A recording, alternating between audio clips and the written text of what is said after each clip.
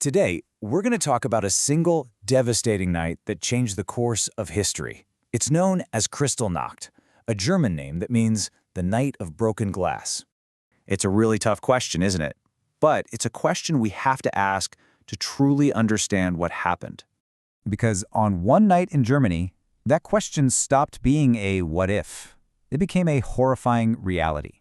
So let's dive in and explore what led to that moment and exactly what happened. Okay, so to really get this, we have to understand that something like this doesn't just happen out of the blue. The stage had been set for years. You see, for 5 long years, the Nazi government had been systematically targeting Germany's Jewish citizens. New laws were constantly being passed, taking away their basic rights, stripping them of their jobs, and making it impossible to earn a living. Hateful propaganda was everywhere you looked. By the end of 1938, the air was thick with tension, and so many Jewish families knew they were in danger and were desperately trying to find a way out of the country. The trigger the Nazi leadership was waiting for actually came from Paris. A young Jewish man, seeing his family suffer back in Germany, decided to protest. In a moment of desperation, he shot a German diplomat. The Nazis seized on this. It was the perfect excuse they needed to launch a terrible plan that they had probably been preparing for a long, long time. And that takes us to the night of November 9th, 1938. What happened next wasn't some spontaneous riot. Oh no, it was a carefully planned, coordinated wave of terror. This event is known as Kristallnacht. As we said, it's German, and it's usually translated as the Night of Broken Glass. And that name is chillingly literal. It comes from the millions of shards of shattered glass that covered the streets. Glass from the windows of thousands of Jewish-owned businesses, homes, and synagogues that were utterly destroyed.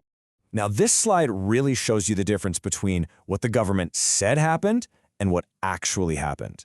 The official story was that this was just a spontaneous outburst of anger from the German people. That was a total lie. The reality, it was a planned attack sponsored by the state itself. The violence was carried out by paramilitary groups, basically unofficial armies, who were ordered to wear plain clothes to make it look like ordinary citizens were responsible. This was a test, really, to see how far they could go. And the level of coordination is just mind-boggling. Think about this. Police all across Germany got specific orders. Stand down, do not get involved. Firefighters were told they can only put out fires if they threaten to spread to buildings owned by non-Jews. So when synagogues and businesses were set on fire, the emergency services just stood there. They watched them burn to the ground. The damage was immediate, and it was immense.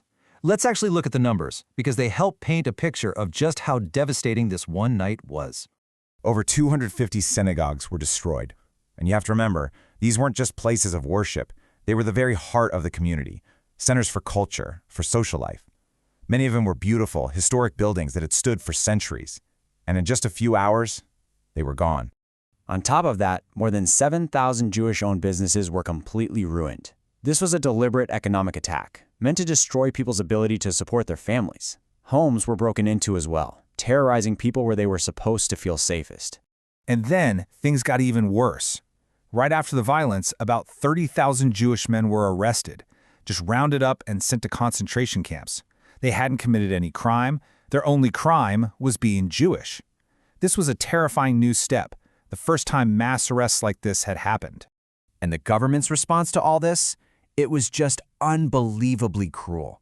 Step 1, they blamed the victims. They actually fined the Jewish community 1 billion marks to pay for the damage that had been done to them. Step 2, any insurance money that was supposed to go to Jewish business owners for repairs, the government seized it. And finally, step 3, they passed even more laws, banning Jewish people from schools, from theaters, from pretty much all of public life. Now, news of this brutality didn't just stay inside Germany. Word got out, and it spread across the entire world, fast. People everywhere were horrified. You had newspapers with front-page pictures of burning synagogues. The United States was so outraged it pulled its ambassador out of Germany. But, and this is a really important but, all that horror and condemnation didn't lead to much action. Most countries kept their strict immigration laws in place, which meant that for the thousands of Jewish people desperate to escape, there was almost nowhere to go. But in the middle of all this darkness, there was one major rescue effort that came directly from the international outcry.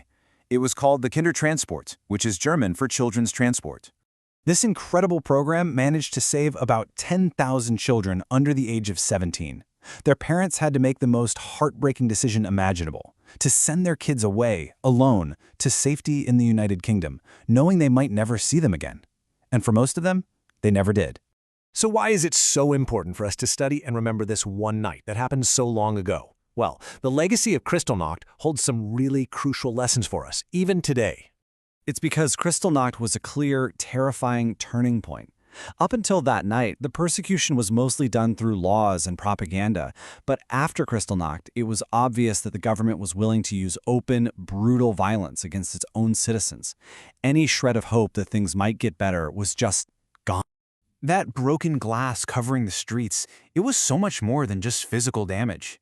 It was a symbol of a society that had completely lost its way, a place where basic humanity no longer protected its people. Which brings us to our final and maybe most important question. Why is it so vital that we never, ever forget this night? We remember to understand what happens when hate is allowed to grow and spread without being challenged. We remember so we can see the clear line that connects hateful words with violent actions. We remember because it teaches us that the rights of every single person have to be protected. And maybe most of all, we remember to honor the victims, the people whose lives were shattered, by making sure their stories are never, ever forgotten.